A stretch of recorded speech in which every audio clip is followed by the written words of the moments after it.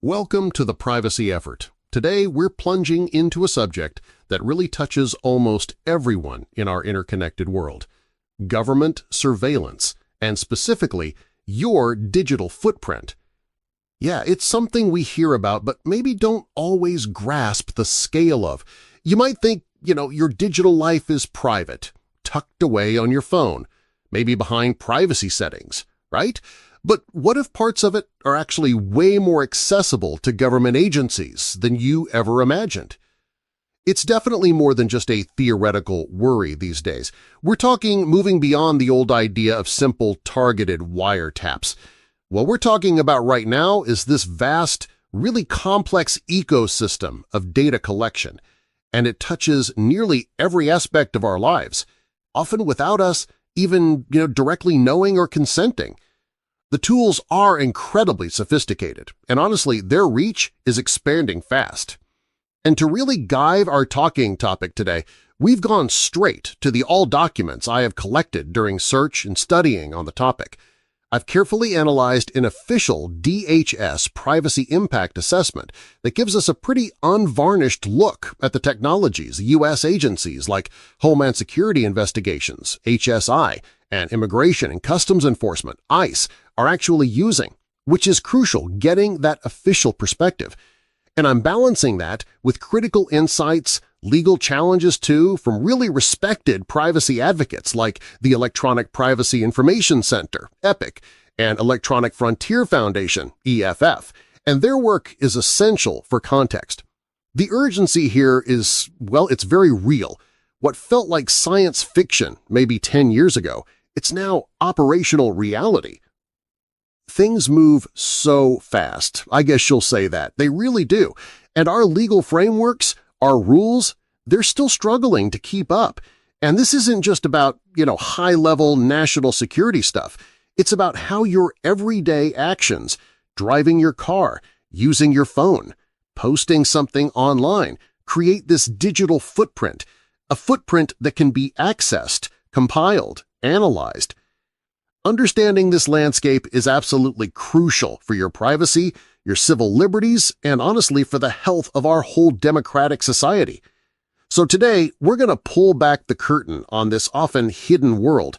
We'll try to lay bare the mechanics, expose the implications, and hopefully equip you with the knowledge to navigate this critical balance between, security and individual rights. To really bring this home, let's maybe consider a scenario, something that might sound familiar, maybe even kind of mundane. Imagine your typical day. You're driving through your city, maybe grabbing a coffee, and later that day you quickly check your social media feed. Just, innocent, everyday actions, nothing out of the ordinary. You'd certainly think so. I mean, who wouldn't? But the reality is that each of those seemingly tiny moments creates a data point. Yes, a data point. And these points, they could be stitched together in surprisingly detailed ways, creating a picture of your life you might not expect at all. Okay, let's trace that journey then, step by step, and see how this actually unfolds. Let's start with number one, license plate readers, or LPRs. Okay, so as you drive, your car's license plate, maybe even its make and model, your GPS location, the exact time, all captured by these LPR cameras. And they're everywhere, right? Streets, toll booths, parking garages even. This data gets collected, and some of it flows into these huge commercial databases. And number two then is this commercial data brokering aspect. And here's where it gets particularly interesting for agencies. These commercial LPR databases, compiled by third-party vendors, they're then queried by agencies like ICE. It means data from toll roads, parking lots, even, like you mentioned before, vehicle repossession companies. Now, can be accessed, often without a specific court warrant directed at you. The DHS assessment details this. It's a vast network pulling data from at least 25 states, 24 of the top 30 metro areas. That's extensive. Okay, number three, cell site simulators. And you may ask, what are those? Okay, so let's say you visit a public park or maybe some specific area that just happens to be under investigation. An HSI agent might deploy one of these cell site simulators. It sounds like something out of a spy movie, right? The device basically acts like a temporary cell tower. It identifies your phone's unique identifier, its AMSI or IMEI number, and its general location. Not exact GPS, it's more about signal strength, direction. It establishes your presence in that vicinity. Importantly, it won't access your texts or calls. And policy says any non-target data, phones nearby that aren't the target, is meant to be deleted within 24 hours. Okay, good to know that. And finally, number 4, facial recognition from social media. Yeah, this one raises a lot of questions. That quick scroll you did on social media, images of you from publicly available posts, even older ones, could have been scraped, automatically collected by commercial facial recognition services. Clearview AI is the name that comes up a lot here. EPSC has highlighted their practices. They scrape billions of images from social media sites, compiling these massive databases, billions, and then agencies can use these databases to identify people by comparing photos. Again, often without a warrant, sort of bypassing traditional legal oversight. So when you put it all together, a patchwork of your daily activities, observed, collected, connected through all these different technologies, some needing warrants, some clearly not, it really makes you ask, how much of your personal journey is truly your own anymore? And who gets to decide? Who decides what a reasonable expectation of privacy even means in this, super interconnected world? It really is the core question, isn't it? Okay, let's unpack this a bit more. We've seen the how, but maybe the bigger question for many people is the why. Why is such extensive surveillance put in place? And maybe more importantly, what are the less obvious, the often profound human impacts? That's a critical point. There's this inherent tension, right, between the perceived security needs and the very real human cost. You look at HSI's mission, for example. It's incredibly broad and vital work, protecting against terrorists, criminal organizations, combating financial crimes, child exploitation, human smuggling, enforcing immigration laws. They are absolutely serious threats. These are by any measure really compelling reasons to develop and deploy advanced tools. The intent, the stated intent is often about upholding public safety. No doubt, the stated goals are significant, but the human toll from these technologies, it can be incredibly profound, can it? We hear about individuals under surveillance, particularly, say, immigrants, in programs like Alternatives to Detention, using tools like ankle monitors or that SmartLink app. The constant tracking creates what some researchers and advocates call digital cages. It's not just a physical restraint, it's a deep psychological one. It impacts their autonomy, their sense of freedom. And as highlighted in that ICE, spyware, and the Constitution piece in the report, it can even re-traumatize people who fled persecution. It's a constant state of being watched. That phrase, digital cages, is really evocative, and it connects to a broader point I raised earlier, the erosion of trust in public institutions. Take the agreement between the IRS and ICE to share taxpayer data. Think about it. Information you provide to pay your taxes, collected for public services, something everyone does or should do, now it's being repurposed for immigration enforcement. The EFF points out this is a pretty significant betrayal of taxpayer trust. And experts predict it could lead to a huge loss in tax revenue. Over $313 billion over 10 years is one estimate. Why such a big loss? Because undocumented immigrants, who actually contribute significantly to federal and payroll taxes, might understandably just stop filing. They fear the data being used against them or their families. And there are historical parallels there. It draws comparisons to how census data was used during World War II for Japanese American incarceration. It highlights these historical risks of repurposing sensitive data collected for one purpose for something entirely different and potentially harmful. It's a truly chilling echo, and this isn't just about individual trust. It's exactly about how it fractures entire communities. There's research, like Miriam Martinez-Aranda's work, showing how surveillance tech, like electronic monitoring, isolates immigrants. It causes them to lose access to vital social support networks within their own ethnic community, what researchers sometimes call co-ethnic social capital, and it breaks down those community safety nets. Precisely. It becomes this sort of extended punishment with real material and social harms that go way beyond just physical detention. It creates fear and isolation. And this deployment of digital tools like the SmartLink app or other spyware like Paragon Solutions Graphite often disproportionately affects immigrant communities. That's a key finding in reports like ICE spyware and the Constitution. It often mirrors broader societal biases against communities of color or people from specific countries. It just exacerbates existing inequalities and really undermines the principle of equal protection under the law. And the impact stretches even further, potentially affecting fundamental rights like free speech. A report from Truthout highlighted how ICE is actively expanding its social media surveillance, not just for threats, but to monitor negative sentiment about the agency, its staff, its operations. Negative sentiment, it is broad. And it can involve collecting things like social security numbers, addresses, family info, using facial recognition. By targeting critics and activists this way, it can create a really palpable, chilling effect on domestic speech, even for American citizens. People might think twice before voicing legitimate concerns online. Okay, so I've covered the human impact, the why, and its consequences. How do these agencies actually get their hands on all this information? Let's break down the precise mechanics, the scripts of these surveillance technologies. And what's really critical to grasp here, I think, is that it's a layered approach.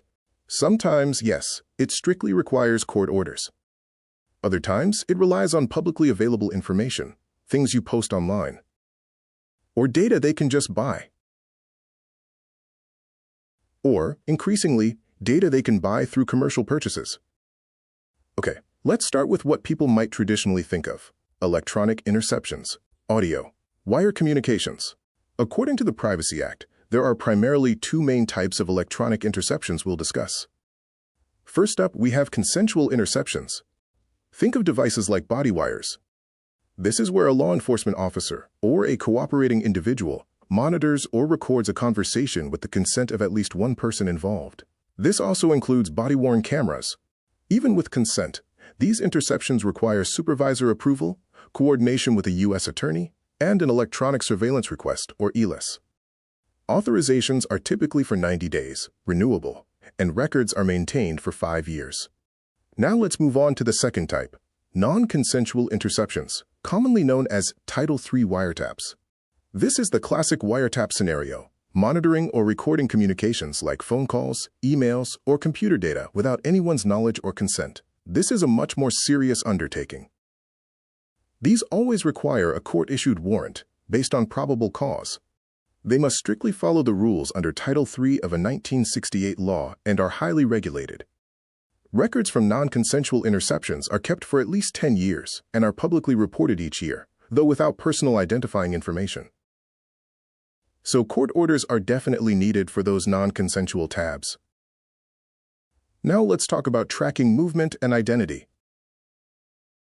It absolutely is a huge area. This is where a lot of our digital footprints get captured. The PIA outlines several methods. First, there's location tracking technology. Using GPS, cell systems, satellite infrastructure, direction finding, basically pinpointing location data. This also requires a court warrant, typically for 30 days, extendable. Its privacy impact is significant, hence the warrant. Okay, then there are those cell site simulators I mentioned earlier. They act like fake cell towers. They collect unique phone IDs and give a general direction or radius, key points. They aren't GPS locators. They don't capture communication content, texts, emails. And they still need a warrant, since they operate as what's called a pen register, tracking who you contact, not what you say, and that requires a search warrant. And again, that policy about deleting non-target data within 24 hours is supposed to be followed. Okay, what about license plate readers, LPRs again? Let's go back to those high-speed cameras on cars, or fixed places like bridges, parking garages. They automatically snap photos of plates in cars and pull out the plate number, make, model, state, the camera's ID, GPS coordinates, date, time. HSI uses these directly, and they also use alert lists for real-time pings on vehicles they're interested in.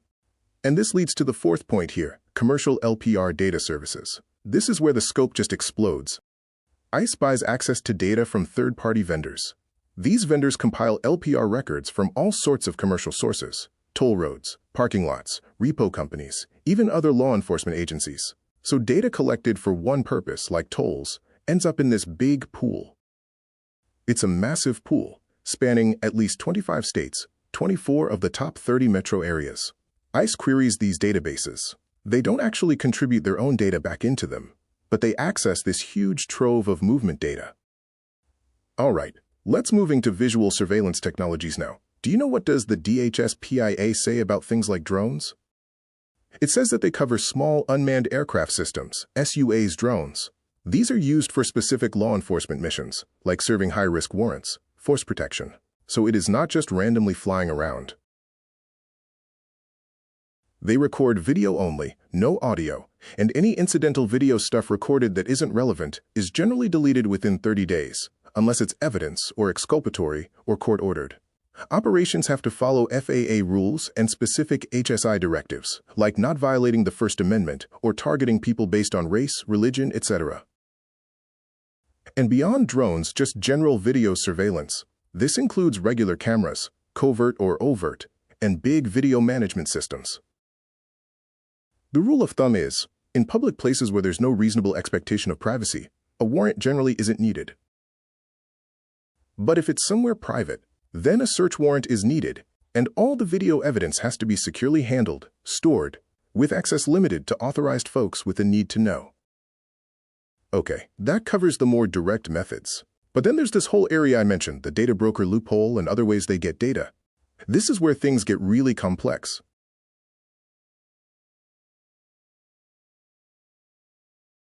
A major concern is the, quote, data broker loophole, where agencies can buy data that might otherwise require a warrant.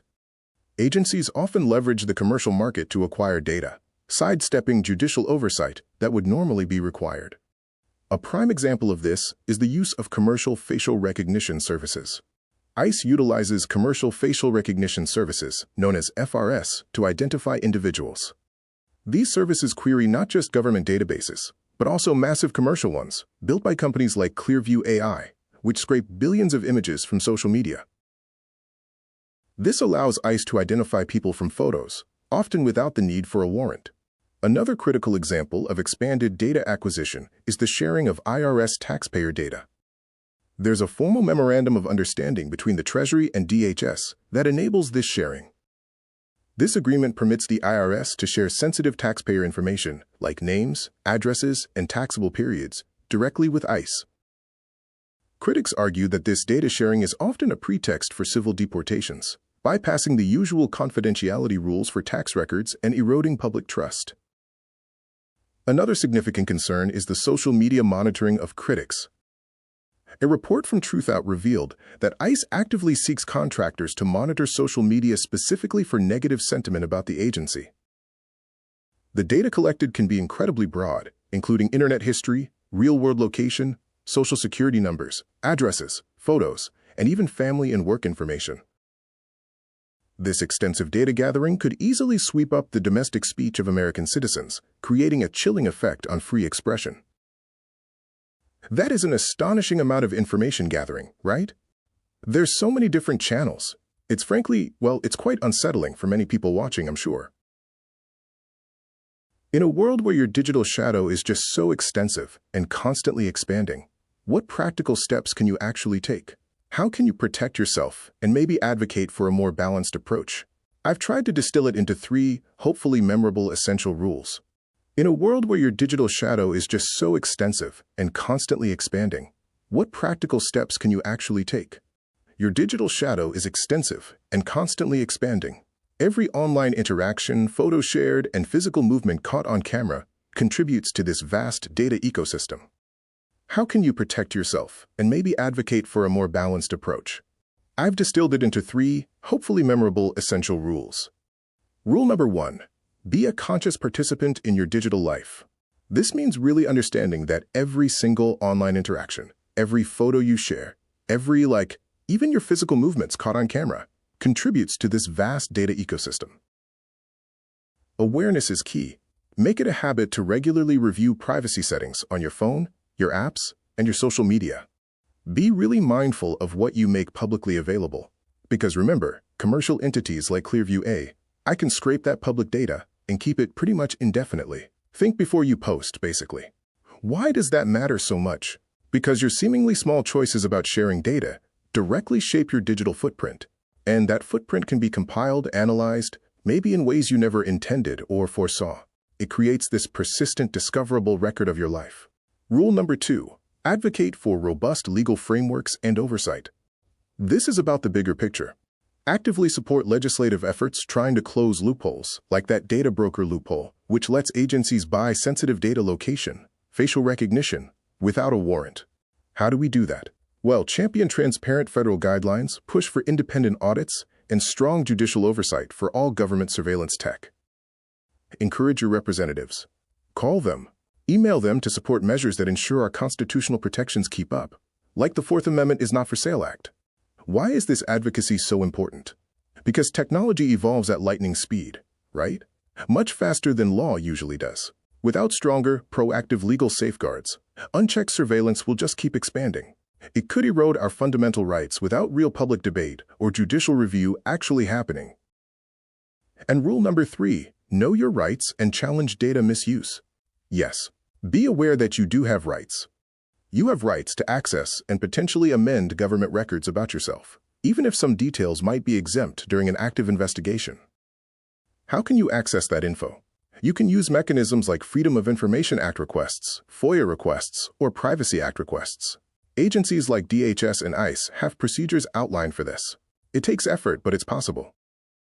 And beyond just individual action, maybe support organizations that provide legal aid to vulnerable communities who are often disproportionately affected. They're frequently on the front lines fighting these battles. So to recap, there are 3 essential rules to protect your digital privacy. Be a conscious participant, advocate for robust legal frameworks, and know your rights to challenge data misuse. Your digital privacy matters. The ripple effect of surveillance, protecting privacy for all. And why is challenging misuse so critical? Because even if the initial data collection in public spaces doesn't require your consent, challenging the accuracy or the misuse of that collected data is a crucial part of due process. It's how we ensure accountability. It's how we prevent surveillance from becoming just an unchecked instrument of power. These are really important points. And it strikes me that this isn't just an individual battle for privacy, is it? These technologies, they have tangible, far-reaching effects on our families or communities. They fundamentally alter how we interact with the world and each other. That's absolutely true. What's really striking when you look at the research is how the impact of surveillance just ripples through society. It creates these collective challenges and collective responsibilities that really demand our attention. You may ask, how so? Well, we talked about the disproportionate targeting of immigrant communities and communities of color. That highlights existing inequalities, sure, but it can also deepen them. That digital cages concept we discussed, it doesn't just isolate individuals. It affects the whole community. It can erode trust within entire communities. It makes people less likely to seek help, maybe less likely to participate in social networks, or even engage with public services because they fear any interaction could lead to negative outcomes for themselves or their loved ones. And this creates these impossible dilemmas for real people, doesn't it? Thinking about mixed-status families, for instance. That IRS data sharing agreement we mentioned, it forces these families into an absolutely untenable position. Do you comply with tax laws, which is a civic duty and often economically necessary? Or do you risk family members being identified for deportation? It's a terrible choice. And that kind of policy, it fundamentally undermines the integrity of public institutions. It directly impacts the economic well-being, the stability of countless families. So ultimately, protecting privacy isn't just about my data, it's about our society. Safeguarding privacy and civil liberties for everyone, especially for vulnerable groups who are often the first targets, is truly a collective responsibility. When the rights of one group are diminished, it sets dangerous precedents that can eventually affect everyone's protections. It affects the very fabric of our society.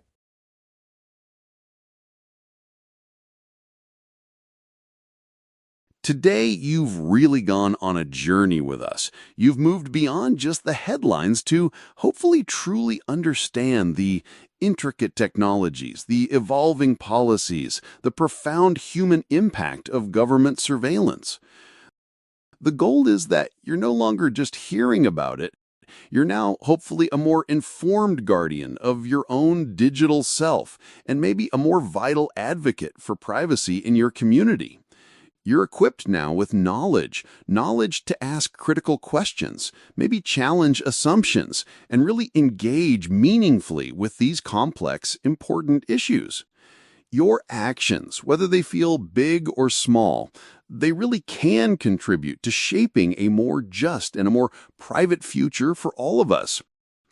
So, here are your next steps, things you can actually do, maybe starting today. First, stay informed and share knowledge. Keep learning about these evolving surveillance technologies and policies. Share this video. Maybe discuss these issues with your friends, your family, your community. Follow organizations like EPIC and EFF. They're really at the forefront of these battles. Second, engage with policy. Do a little research. Find out where your local and national policymakers stand on data privacy, on surveillance, on immigration enforcement tech. Let your voice be heard on legislation like the Fourth Amendment is Not for Sale Act, or even local ordinances about LPRs and other tech in your town. Your input genuinely matters. And third, reflect on your digital footprint. Take those concrete steps we talked about and adjust your privacy settings on your digital platforms. Make conscious choices about what information you truly want to make public and what you prefer to keep private. So, we'll leave you with this thought. In an era where your every digital trace can become a thread in this vast tapestry of surveillance, what does true freedom really mean anymore?